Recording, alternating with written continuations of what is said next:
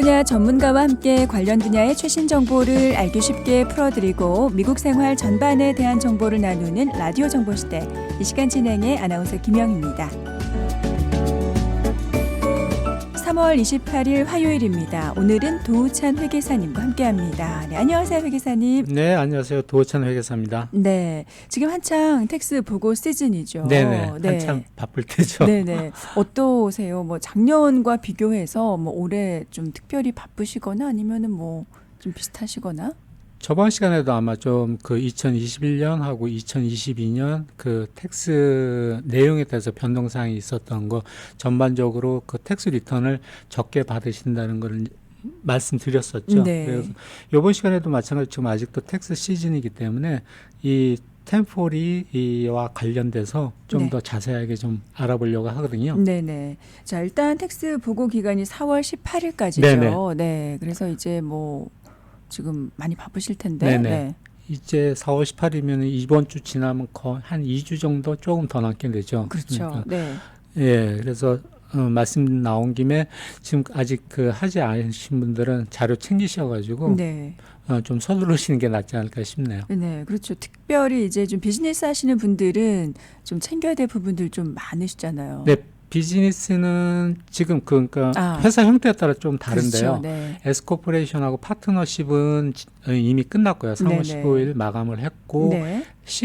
회사 중에서도 또 C코퍼레이션은 마찬가지 개인 텍스보가 마찬가지로 4월 18일까지거든요. 네. 근데 좀 차이점이 있습니다. 네. 그리고 지금 아직도 근데 이제 서두르시기는 하겠지만 그래도 자료가 좀 불충분하고 내가 네. 좀 더 시간이 필요하면은 익스텐션을 하셔가지고 충분하게 좀 시간을 갖는 것도 하나의 방법이 될 수가 있거든요. 네. 연장하게 되면 6개월 연장이 돼서 10월 중순까지 연장이 가능하니까요. 네네.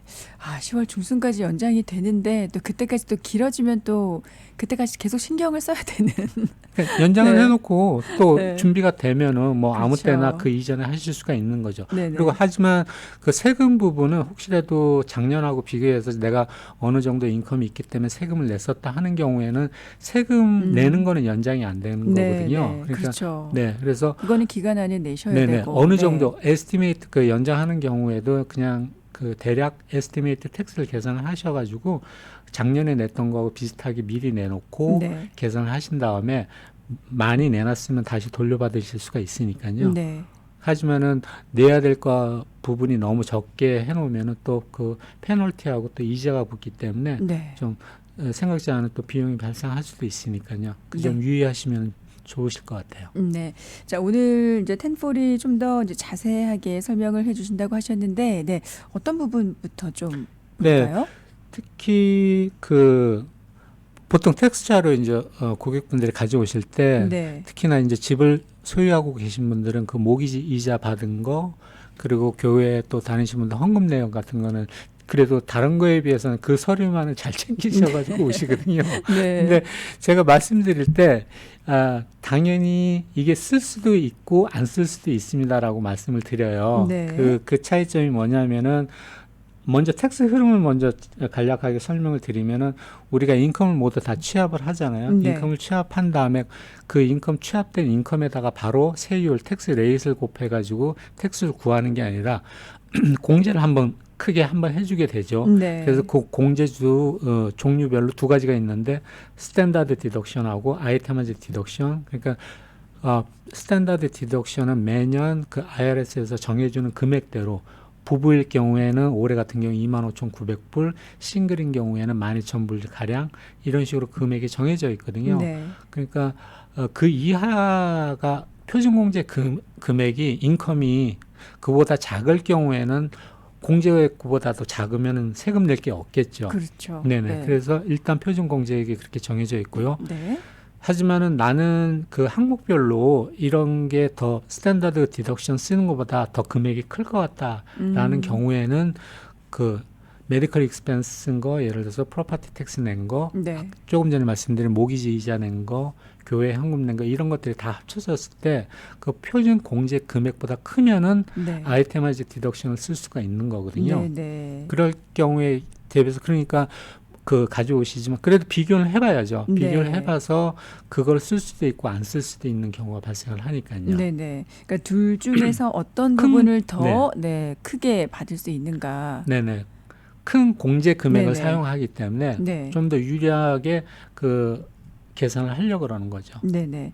거기에 포함되는 부분이 방금 말씀하신 몰게지 이자나 네네. 프로퍼티 텍스나 헌금 내역. 네네. 네, 그런 이렇게. 것들이 있고요. 네네. 그리고 이것도 그러니까 스탠다드 디덕션 먼저 좀 지난 얘기지만 2017년에 그 세법 개정이 트럼프 시대 때 좀 많이 이루어졌거든요. 네. 그 이전에는 표준 공제 금액이 지금 수준의 한 반 정도밖에 되지 않았었어요. 네. 그렇기 때문에 집을 갖고 계신 분들은 사실 이 항목별 공제, 이 아이템 디덕션을 대략 집 갖고 계신 분들은 한 80%가 오히려 이 항목별 공제를 그 부분을 많이 쓰셨거든요. 네. 근데 그렇게 될 경우에 집 갖고 있는 분들은 어떤 택스 혜택을 이래서 좀 본다고 치지만 그 당시에 렌트를 사시는 분들은 네. 렌트비도 적지 않게 나가는데 네. 렌트비는 그 공제 대상이 아니었거든요. 그러니까 그렇죠. 괜히 네. 렌트 사시는 분들은 좀 손해 보는 느낌이 많이 든다고 말씀을 하셨거든요. 네. 모기지자 낸 거는 그때 공제를 해주는데 그렇죠. 렌트비 낸 거는 공제를 안 해주니까요. 네. 그래서 하여튼 그런 이런 저런 이유 때문에 이 표준 공제금을 높였어요. 네. 그럼으로써 현재는 오히려 역전이 됐거든요. 네. 그 표준 공제 금액을 쓰시는 분들이 거의 한 80% 이상 되게 쓰기 때문에 네. 그러니까 항목별 공제 그만큼 좀 쓰는 비율이 낮아졌죠. 네. 그러면은 렌트를 설령 이제 살고 있을지라도 어느 정도 집 갖고 계신 분하고 형평성이 좀 그런 부분에서는 좀 맞춰지는 것 같긴 해요. 네네. 그렇게 이제 바뀌었군요. 네네. 네. 그런 텍스 차이가 보고 기간입니다. 저희 1040 관해서 좀 더 자세한 설명을 듣고 있는데요. 네, 이번에 어떤 내용으로 가볼까요? 네, 일전에 지난 시간에 그 템포리 구성이 세 개 파트로 구성이 된다고 말씀을 드렸었는데요. 네. 메인 앞에 두 장하고 또 스케줄 숫자로 나가는 거 1, 2, 3 그리고 알파벳으로 나가는 스케줄 A, B, C, D, E 이런 식으로 쭉 이런 파트별로 세 가지로 구성이 되었다고 말씀을 드렸는데 네. 그 알파벳으로 레러로 나가는 거는 보통 인컴 출처별로 스케줄 B는 이자 소득 그리고 스케줄 C는 스몰 비즈니스 하시는 분들이 인컴하고 그로스 인컴하고 익스펜스 이제 정리하는 거고 스케줄 D는 캐피탈 게인 주식 투자나 아니면 집을 팔았을 때 개인이 발생했을 때 그런 내역 수업을 보여주고요. 이런 식으로 나간다고 말씀을 드렸는데 네. 스케줄 A는 좀 틀리죠. 그러니까 이게 항목별 공제에 해당하는 그 내용들이 기술이 되어 있는데요. 그 내용을 좀 먼저 살펴보려고요. 네. 그 스케줄 A를 보면은 의료비용, 메디컬 익스펜스 쓴 게 공제를 할 수 있다고 이제 되어 있지만 네. 여기에 또 제약이 있습니다. 그래서 7.5% 소득의 조정소득이거든요. 네. 조정소득이 7.5%가 넘어가는 경비에 대해서만 인정을 해준다는 거거든요. 이게 무슨 말이냐면은 예를 들어서 조정소득이 10만 불이에요. 10만 불에 7.5%면은 7,500불이 되는데 네. 의료비용을 7,500불 이하로 쓰면 하나도 공제를 못 받는다는 셈이거든요. 그러니까 저희가 보통 애뉴얼 체크업이나 네네. 이런 걸로 가족들이 다 해도 그 금액은 안 되죠. 보통 안 되죠. 네. 크게 다쳐가지고 수술이나 큰 장기간 병원에 입원하지 않으면은 네. 이 정도 금액은 그냥 소소하게 클리닉 다니는 정도 가지고는 되지 않기 때문에 네. 인컴이 그러니까 좀 주는 것 같지만 실질적으로는 적용받기가 좀 분명히 힘들어요. 항목은 있는데 네, 적용이 안 되는군요. 네네. 인컴이 낮으면 예를 들어서 5만 불이면은 네. 3,750불, 7.5%면 3,750불이거든요. 네네. 그럼 3,750불이 넘지 않으면 마찬가지로 의료 비용을 공제를 받지 못한다는 거고요. 네네. 그 다음 항목이 이제 텍스 낸 거를 말하거든요. 네. 그러면은 여기는 이제 스테이트 인컴 텍스 아니면은 내가 프로퍼티 텍스 낸 거 네. 이런 것들이 쭉 기술이 되는데 이것도 좀 세법이 바뀌어가지고 이 텍스 낸 걸 다 합쳤을 때 만불이 설령 예를 들어서 15,000불 이렇게 된다 손 치더라도 제한선이 있죠. 만불까지만 텍스를 공제를 해주고요. 그러니까 12,000불 만불이 넘어갈지라도 네. 텍스 공제되는 텍스 부분에서 공제되는 거는 10,000불까지이고요. 아, 네. 네. 그 밑에 또 항목을 보면 이제 이자 소득 아니 이자 낸 거, 네. 모기지 이자 낸 거, 그 홈 모기지 이자 낸 게 들어가는데 이거는 조금 이것도 뭐 구체적으로 들어가면 또 좀 복잡하긴 한데 그때 세법이 바뀌어가지고 또 집 75만 불 이상 되는 거는 네. 또 어느 정도 제약을 두고 해서 아무튼 그 모기지 이자 낸 거 그 내용이 들어가게 되고요.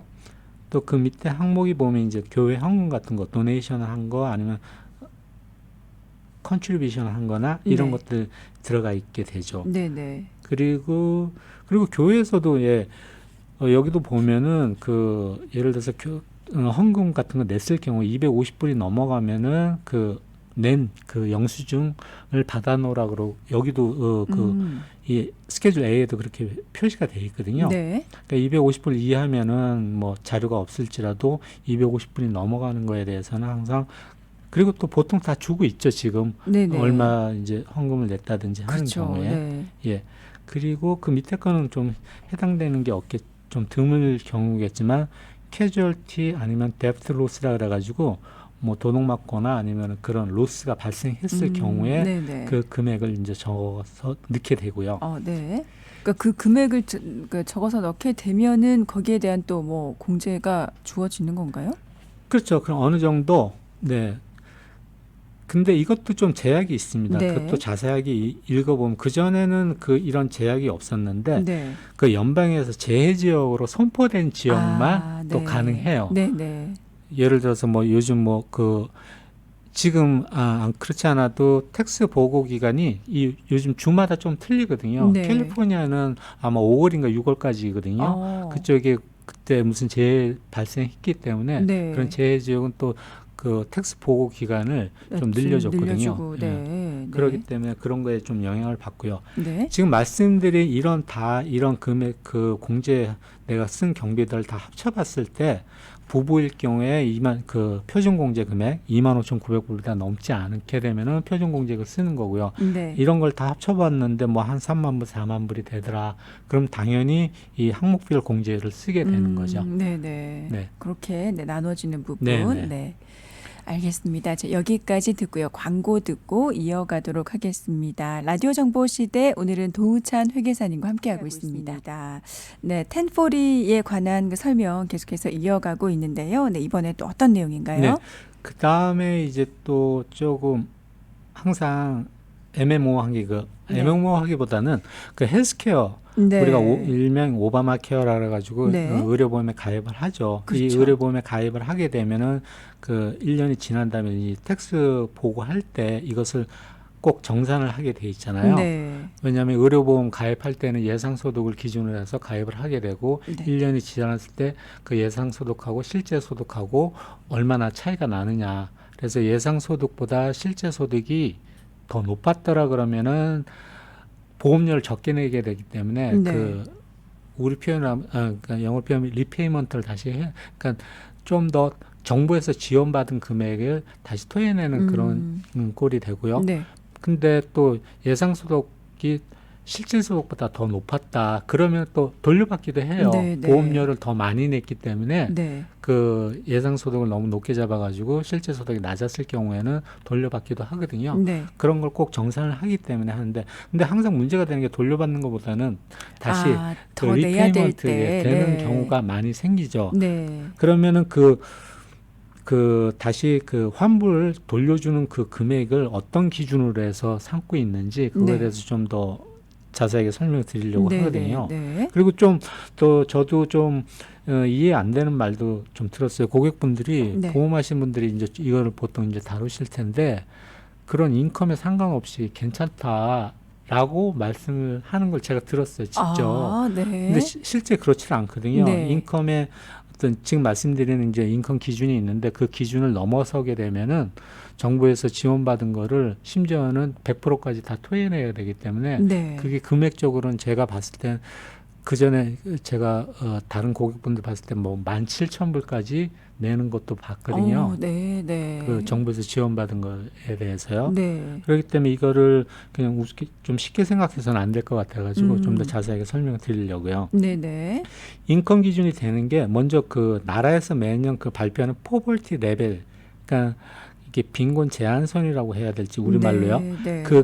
그 기준 금액을 매년 발표를 해요. 네. 22년 같은 경우에는 독신인 경우에는 그 포벌티 레벨 그 금액 기준이 12,880불, 그리고 부부 두 사람일 경우에는 17,420불, 네. 그리고 좀 더 이제 그 가족 수가 많을 경우에는 4인 가족일 경우는 26,500불 이런 식으로 그 금액을 제시를 하거든요. 네. 여기서 그러니까 그러니까 4배를 리밋이 4배, 그러니까 400% 안쪽으로 들어오면은 그 크게 그 다시 그 낸다 손 치더라도 그 맥시멈으로 내는 그 리페이먼트가 2,800불이거든요. 네. 그러니까 최소 금액은 325불부터 시작해가지고 내가 그 보험료를 적게 냈고 또 인컴이 내가 예상보다 많이 초과했을 경우에는 최대한 낼 수 있는 페널티 금액은 2,800불인데 네. 그것도 포벌티 레벨 지금 말씀드린 대로 이제 2인 가족을 기준으로 할게요. 부부가 보통 많이 드시니까 네. 자녀 없고 그냥 2인 가족일 때 지금 그 포벌티 레벨 기준 금액이 17,420불이었는데 여기다 4를 곱하게 되면은 네. 400%를 곱하게 되면 69,680불이 나오거든요. 네. 그러니까 최대한 이 금액이 넘어가지 않으면은 내가 다시 리페이먼트 하는 금액이 2,800으로 막을 수가 있는데 네, 내 네. 금액이 내 인컴이 예를 들어서 7만 불이 넘어가 버렸다라고 네. 치면은 정부에서 지원받은 금액은 상한선 없이 다 100% 다시 토해내야 된다는 소리예요. 그렇군요. 2,800불이 제한선이 아니라. 네, 그러면 네. 정부에서 지원받은 게 아까 말씀드린 대로 뭐 15,000불을 그 프리미엄으로 해서 그 정부에서 지원을 받았다 그러면 15,000불을 다시 다 내야 된다는 소리죠. 네. 그러- 일단 곱하기 네. 4를 해서 네네. 400%까지. 포벌티 레벨에서 네네. 400%를 기준으로 그 안쪽이 되느냐 아니면 네. 그 400%가 넘어가느냐 그 기준 금액을 잡는 거거든요. 네. 그럼 싱글인 경우에는 아까 12,880불이라 그랬는데 거기다 4를 곱하게 되면 51,520불이 되는 거고요. 네, 네. 그러면 싱글인 경우에는 그 오바마 케어를 가지고 있었는데 내 금액이 51,520불이 넘어갔다라고 치면은 그것도 또 좀 많이 그 다시 토해내는 네. 금액이 될 수도 있겠죠. 네, 네. 이런 경우가 좀 흔한가요? 이게 종종 발생해요. 네. 근데 왜냐하면 그렇잖아요. 좀 나이 드신 분들은 의료보험은 없으면 사실 좀 불안하잖아요. 그렇죠. 내가 지금 건강하다 손 치더라도 네. 50대 이상 넘어가게 되면은 네. 내잔이 참 보험비가 비싼 것 같고 예를 들어서 그렇죠. 네. 이런 좀 경우가 그래서 몇천 불씩 내는 분들도 있거든요. 텍스 네. 정산할 때. 근데 또 업자니 너무 좀 불안하고 하니까 그렇죠. 네. 보험을 갖고 있긴 있어야 되는데 이런 좀 위험 부담이 있을 수가 있다는 거죠. 그래서 그래도 사전에 이걸 좀 알게 되면은 네.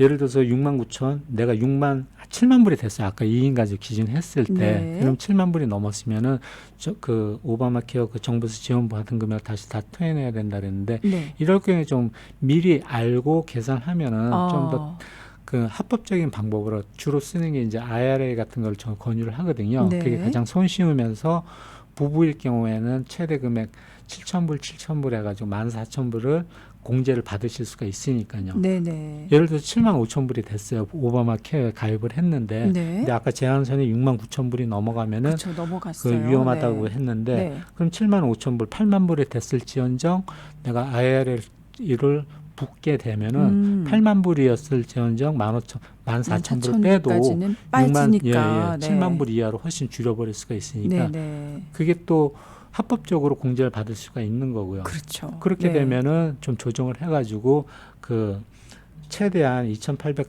그 도로 토해내는 금액에 대해서 2,800불에서 막을 수가 있는데 네. 그걸 무시하고 넘어가게 되면은 좀 더 많이 낼 수가 있는 경우가 네. 발생하겠죠. 그러니까요. 그 본인들이 뭐 이런 부분까지 잘 이제 모르셨던 분들도 이제 하나씩 좀 챙기시면 이게 좀 물론 쉽지는 않습니다. 내용을 네네. 전부 아시기는 쉽지는 않은데 하나씩 챙기시다 보면 미리 그거를 이제 세금을 그러니까 합법적인 네네. 방법으로 절약할 수 있는 방법이 있으니까 네, 네. 그 방법을 지금 말씀을 드리는 거고요. 네. 네네.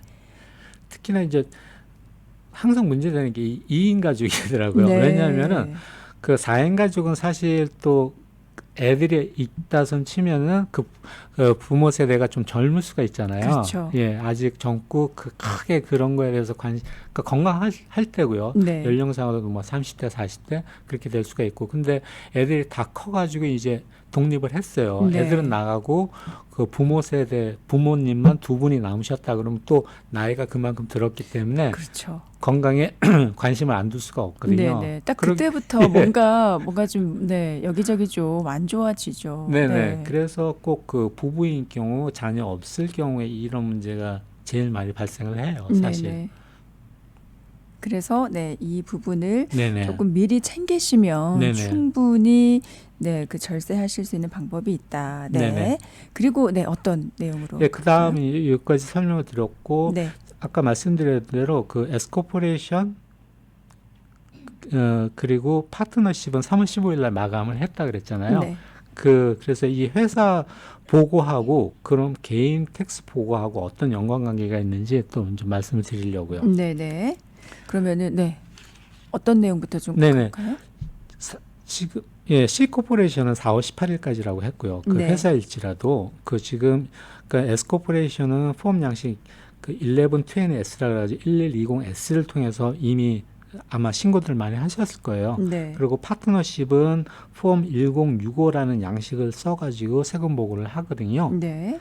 근데 지금 이 S 코퍼레이션도 그렇고 파트너십도 그렇고 세금 보고는 하지만서도 이 회사 차원에서 텍스 내는 건 없거든요. 네. 하지만 그러니까 인포메이션 텍스 리턴이라 그래가지고 정보만 그 IRS에다가 보고를 하는 거죠. 내가 얼마를 벌었고 또 경비를 얼마 썼고 그래서 넷인컴이 얼마를 나왔다라고 해서 그것만 보고를 하게 되고 네. 그 넷인컴은 사실상 이제 개인 텍스 보고로 넘어와서 다른 또 인컴이 있으면은 그런 인컴들과 다 합쳐져 가지고 최종적으로 텍스가 계산이 되는 거거든요. 네. 네, 이게 그렇게 네, 인포메이션 텍스 리턴. 네네. 네. 그렇게 되고 그래서 지금 구체적으로 말씀드리면은 그 에스코퍼레이션이나 파트너십에서 그 계산된 그 넷인컴이 네. 또 인컴도 발생을 할 수 있지만 또 로스 손실도 볼 수가 있거든요. 네. 아무튼 그 내용이 그 K1 양식이라고 있어가지고 회사 그 에스코퍼레이션이나 파트너십에서 세금 보고할 때 K1 양식이 이제 따로 그또 발부가 되거든요. 네. 이 K1 양식을 보면은 이 K1 양식을 각 소유주 그러니까 주주들 파트너십에서 뭐 두 명이 있으면은 그 50%면 50%씩 그 넷인컴이 계산이 돼서 각각의 주주들에게 이제 넘어가게 됩니다. 에스코퍼레이션도 마찬가지고요. 네. 그 멤버들이 한 사람만 있는 게 아니라 뭐 두 명, 세 명이 있으면 그 지분율대로 그 넷인컴이 그 등분이 돼가지고 K1 양식에 내가 30%를 갖고 있으면은 그 10만 불 총 그 회사 순이익에서 30%면 뭐 3만 불이 저한테 이제 그 K1 양식에 대해서 그런 내역서가 넘어오게 되는 거죠. 네. 그럼 그 3만 불을 그 연계해서 말씀을 드리면 아까 스케줄 템포리 양식에서 스케줄 ABCD가 있다 그랬는데 네. 이 에스코퍼레이션에서 파트너십에서 넘어온 이 넷인컴이 스케줄 2에 그 파트 2에 보면 그 적는 란이 있거든요. 네. 그러니까 회사에서 내가 그 지분을 갖고 있었고 이런 그 넷인컴이 발생했기 때문에 넷인컴이 그 파트 2에 넘어온다라고 이제 거기에 이제 계산에 대해서 그 금액을 적게 돼 있고요. 네. 그럼 또 이 파트 2에 넘어온 금액이 그 스케줄 1은 그 제목이 어디셔널 인컴이 되어 있는데요. 네. 거기에 이제 또 들어가게 돼요. 네. 거기에 들어가면은 그 어디셔널 인컴란에 들어가고 또 다른 어떤 그 다른 인컴이 있으면은 그런 것들 다 합쳐져 가지고 최종적으로 그 1040 첫 페이지 8번에 보면 아덜 인컴이라고 돼 있거든요. 네. 거기에 최종적인 금액이 이제 표시가 되는 거죠. 네, 네. 그러면은 이렇게, 네. 그 첫 페이지 보면 맨 그 1번에 보면 이제 보통 W2를 받으신 분들은 거기에 금액이 이제 표기가 되고요. 네. 그리고 그런 거 외에 다른 이제 인컴별로 쭉 좀 더 이렇게 항목별로 되어 있는데 이런 것들이 이제 그 8번을 보면은 other income from schedule 1이라고 돼 있거든요. 네. 그러면은 여기서 아무튼 회사에서 넘어온 금액들이 최종적으로 템포리 첫 장에 들어가 가지고 다른 인컴들하고 합산이 되게끔 되어 있다 이 말이죠. 네네, 알겠습니다. 라디오 정보 시대 오늘은 도우찬 회계사님과 함께하고 있습니다. 네, 다들 아시다시피 지금 텍스 보고 시즌입니다. 네네. 그래서 이제 모든 CPA 분들이 굉장히 바쁜 시기인데 네네. 저희가 항상 이제 해마다 텍스 보고를 하면서 어떻게 하면 올해는 좀 더 돌려받을 수 있을까, 네, 좀 더 관심이 절약할 수 많죠. 있을까 네네. 그런 부분인데 그래서 이 숫자에 좀 민감하다 보니까 제가 다른 것들을 좀 따지지 못하고 네네. 조금이라도 또 공제를 많이 받을 수 있는 그런 부분을 쫓아가다가 좀 잘못된 그런 부분도 있는 것 같아요. 네, 본의 아니게. 네네. 네. 그러니까 회계사 분들 그리고 지금 뭐 텍스 그 보고서를 작성하신 분들이 네. 이제 바쁘기도 하지만 또 그 납세자 입장에서도 이런 회계사나 그 텍스 보고자를 선정하는데도 어려움이 많긴 많을 거예요. 네. 어떤 사람이 실질적으로 좋은지 네. 그게 일반인으로서 가늠하기가 쉽지가 않거든요, 그렇죠. 사실요. 네. 그러니까 예를 들어서 어떤 사람이 있어요. 근데 네. 이제 텍스 보고를 하려고 하는데 똑같은 상황인데 회계사 또는 그 작성자한테 갔더니만 텍스를 거의 안 내게끔 그 결과가 나왔다고 네. 치자고요. 네. 그리고 또 그 똑같은 내용인데 다른 그 회계사한테 갔더니만은 텍스가 2,000불을 내야 된다고 네. 치면은 아, 얼핏 이렇게만 딱 봐서는 놓고 보면 네. 어떤 회계사 그러니까 똑같은 내용인데 네. A라는 사람한테 갔을 때는 텍스를 전혀 안 내도 된다 그러고 네. 또 B라는 사람한테 갔을 때는 한 2,000불을 내야 된다고 치면은 네.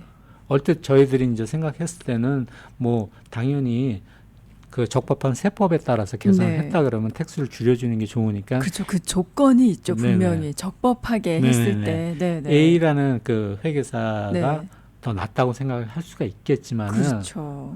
근데 그런데 거기도 조금 그러니까 내용을 들여다봐야 된다는 말이죠. 네. 근데 만약 무조건 텍스를 낮추기 위해서 좀 그 어떤 사실에 기반을 두지 않고 자의적으로 계산해가지고 조금 잘못되게 그런 어떤 텍스 세법을 악용해서 계산을 했다고 치면은 네. 설령 텍스가 줄었을지라도 어떤 문제 소지가 있기 때문에 네. 과연 그게 텍스만 줄이는 게 좋은 회계사냐라고 볼 수가 있겠죠. 네.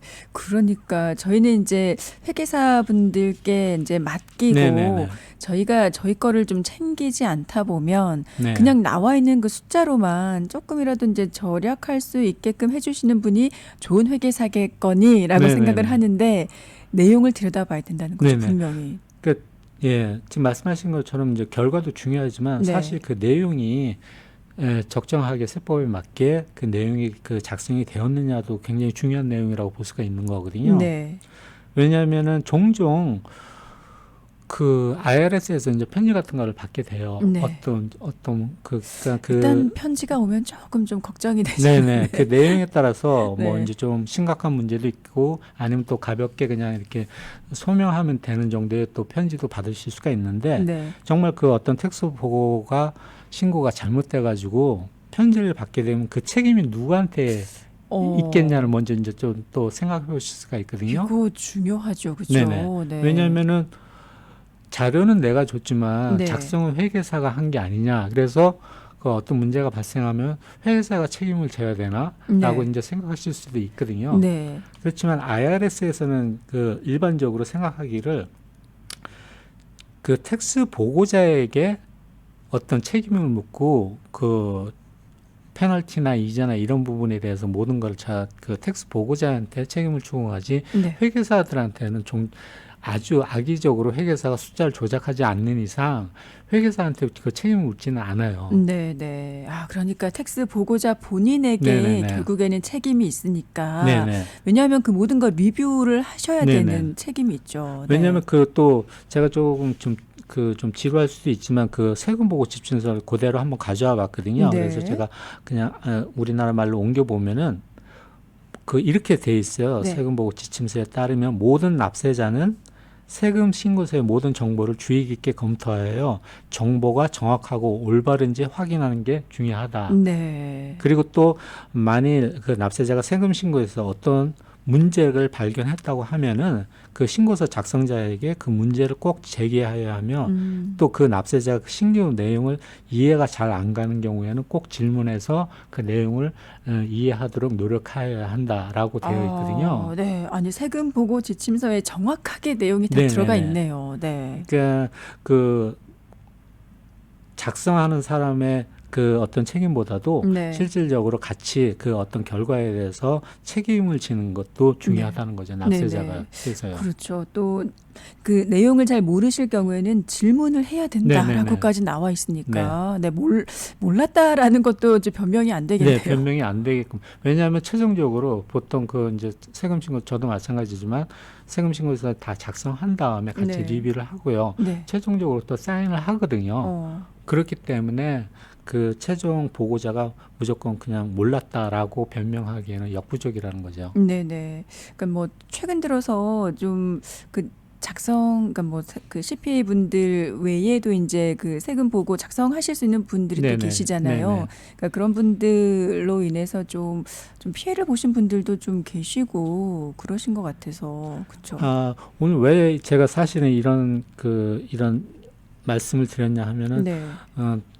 실질적으로 이게 그냥 아니라 실제로 지금 아틀란타에서 제가 좀 다른 데서 이렇게 해온 거를 예를 들어서 작년에는 다른 데서 하고 올해는 저한테 왔다 그러면은 기존에 했던 거를 좀 텍스 보고서를 좀 그 참고를 하거든요. 네네. 특히나 비즈니스 같은 거 하시는 경우에는 또 연결돼 가지고 그런 숫자들을 또 넘어와서 받아야 되는 경우도 종종 있거든요. 네. 그렇기 때문에 그 전에 했던 그 텍스 보고를 보는데 실제로 조금 너무 좀 얼토당통하게 세금 신고서가 작성이 돼가지고 무조건 그 어떤 텍스만 낮추려고 하는 게 좀 보이더라고요. 네. 실제로 지금 그러니까 이게 그냥 말로만 된 게 아니라 실제 지금 아틀란타에서 이런 문제가 좀 발생하기 때문에 제가 또 네. 직접 눈으로 목격을 했기 때문에 네. 제가 오늘 이 방송을 통해서 말씀을 드리는 거거든요. 네네.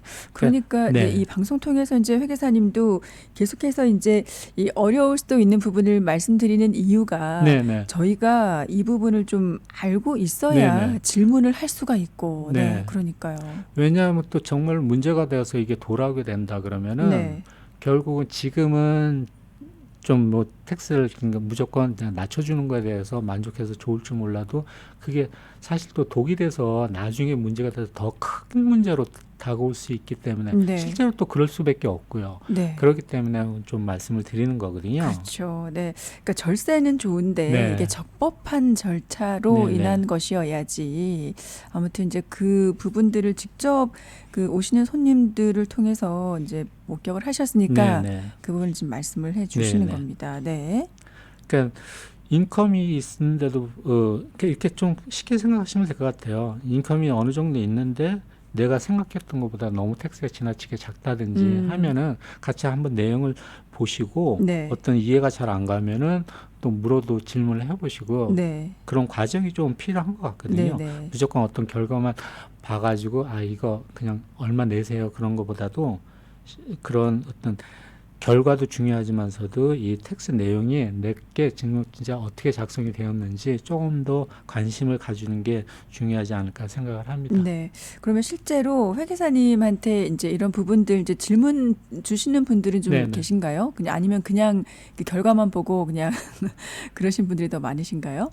보통 그것도 이제 좀 성향에 따라 틀리겠지만은 네. 근데 이제 작성하면 저 같은 경우에는 조금 같이 리뷰하면서 인컴이 얼마였고 얼마만큼 이제 또 공제받고 네. 그런 걸 조금 제가 설명을 해드리거든요. 지금 방송하시듯이 이제 설명을 네, 잘 예, 예. 해주시는군요. 네. 네네. 무조건 결과만 이것만 뭐 이렇게 됐습니다라고 보다는 네. 이제 인컴부터 쭉 이제 흐름을 그 텍스 흐름을 이제 설명해 드리면 또 좋아들 하세요. 네, 그러니까 그렇죠. 전혀 몰랐다는 것보다도 그냥 그 이해도를 조금 높이면은 내가 이렇게 되는구나. 네. 그러면은 조금 세금을 더 어떤 분들은 물론 경우에 따라 틀리겠지만 절세를 하려고 노력을 하지만서도 또 피치 못하게 무조건 또 텍스는 안 내는 방법이 아주 안 낼 수는 없잖아요. 그렇기 그렇죠. 때문에 텍스를 내야 되는 부분이 있으면 또 내는 입장에서도 그 이해가 됐기 때문에 네. 그래서 좀 더 그 좀 더 편안하게 생각을 하시는 것 같더라고요. 네, 설명을 네. 해드리면요. 그렇죠. 일단은 뭐 다는 이해를 못 하셔도 네, 네, 그 네. 흐름을 네, 이제 네. 아시게 되면 이제 해마다 그렇게 이제 그 아시게 되면은 그게 도움이 되죠. 네, 네. 네. 그래서 이제 절세와 탈세의 차이가 그죠. 네, 네. 아주 뭐 작은 것처럼 느껴지지만 굉장히 중요한 부분이죠. 네, 네. 네. 그렇습니다. 알겠습니다. 네. 네. 라디오 정보 시대 오늘은 도우찬 회계사님과 함께하고 있습니다. 이제 광고 듣고 마무리하도록 하겠습니다. 네, 텍스를 적법한 절차에 따라 줄이는 것도 중요하지만 절세가 아니라 이제 뭐 탈세가 되어서는 안 네, 되겠다라는 네. 그 내용으로 말씀을 드렸습니다. 예. 네. 지금 시간이 얼마 안 남았지만 아까 이달에 그 3월 15일 날 에스코퍼레이션하고 파트너십이 마감이 됐다 그랬잖아요. 네. 요거에 대해서 그런 이 에스코퍼레이션하고 또 파트너십이 같은 회사 형태로 이제 보고를 한 것 같은데 네. 그럼 또 어떤 차이점이 있는지 그거에 대해서 잠깐 설명을 드리고 오늘 마칠까 하는데요. 네. 에스코퍼레이션은 1120S라는 그 폼 양식을 사용한다 그랬고요. 네. 파트너십은 1065를 통해 가지고 세금 신고를 한다 그랬는데 이게 이제 회사 차원에서 내는 텍스는 없다 그랬잖아요. 네. 그 넷 인컴이 계산돼서 개인 텍스로 넘어올 때 같은 그 회사 내용일지라도 또 텍스 면에서는 차이가 또 엄청나게 많이 납니다. 이 두 네. 회사를 비교했을 때요. 네. 그 에스코퍼레이션하고 파트너십을 이제 비교를 하면은 그 전에 그 에스코퍼레이션하고 솔 프로퍼티십이라 그래가지고 그 스케줄 C를 통해서 내 넷인컴을 계산했을 때 그 회사하고 분리해서 하지 않는 경우에 또 그 차이점이 그 셀프 인플로이먼트 텍스라는 걸 낸다고 말씀을 드렸었는데요. 네.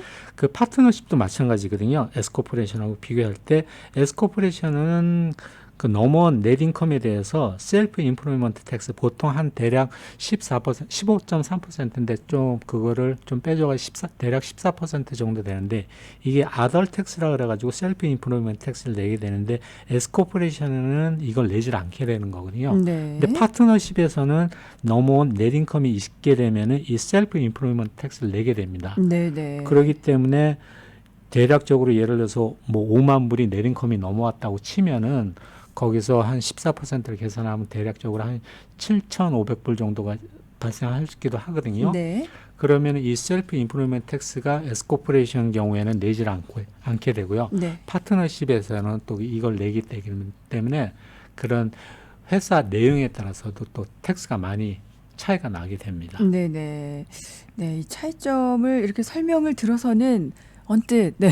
네, 네. 쉽게 이야기가 왜냐하면 힘들긴 합니다. 네네. 네. 그 회사 지금 마치고서 또 계산을 해보면 파트너십을 굳이 왜냐하면은 그러니까 회사 형태를 선택하는 것도 굉장히 중요하거든요. 네. 파트너십을 가지고 있음으로써 그 셀프 인플로이 텍스를 너무 좀 과하게 내는 경우도 있고요. 굳이 그럴 경우에는 에스코퍼레이션을 돌려놓게 되면은 네네. 그 텍스를 또 절약하는 부분이 있기 때문에 그 차이점을 지금 말씀드린 거거든요. 네. 예, 그러면은 이제 회사를 처음 설립했을 때 그렇게 이제 결정되어진 부분이 뭐 바꿀 수 있죠. 네, 있군요. 바꿀 수 있기 네. 때문에 지금 말씀을 드리는 거고요. 네. 그게 꼭 그 파트너십이나 이런 것들이 에스코퍼레이션으로 비교를 해봤을 때 아무 그 회사 내용에 상관없이 바꿀 수 있고 그게 또 훨씬 더 유리하면은 네. 지금 하시는 그 비즈니스를 그런 것들도 한번 좀 생각을 해볼 필요가 있다고 네. 생각을 하는 거죠. 이 부분을 그러면은 그 회계사님들과 이제 좀 얘기를 하면서 예. 상의를 하면서 또 결정을 네. 할 수 있는 부분이네요. 그렇죠.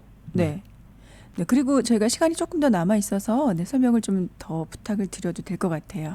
예, 그거는 아까 말씀드린 대로 이 에스코퍼레이션하고 파트너십의 차이점이 마치 에스코퍼레이션하고 솔 프로퍼티십 그 셀프 인플로이먼트 텍스 때문에 그냥 개인 텍스 보고 아까 스케줄 C에 이제 그 스몰 비즈니스 하시는 분들이 인컴이나 경비를 거기서 계산을 한다고 했는데 네. 거기서 이제 경비를 다 뺀 다음에도 넷 인컴이 발생하게 되면은 마찬가지로 그 넷 인컴에 대해서 셀프 인플로이먼트 텍스를 내게 되는 거거든요. 네. 그게 금액이 예를 들어서 넷 인컴이 좀 작을 때는 크게 상관이 없지만 넷 인컴이 커지면은 네. 그 에스코퍼레이션으로 또 바꾸는 거를 생각을 해보게 되거든요. 네. 그러니까 이거하고 또 마찬가지죠. 파트너십도 마찬가지로 굳이 내가 셀프 셀프 임프루브먼트 텍스를 많이 낼 필요가 없다고 생각이 드시면은 이 S코퍼레이션으로 바꾸는 것도 생각을 해보실 수가 있는 거거든요. 네네.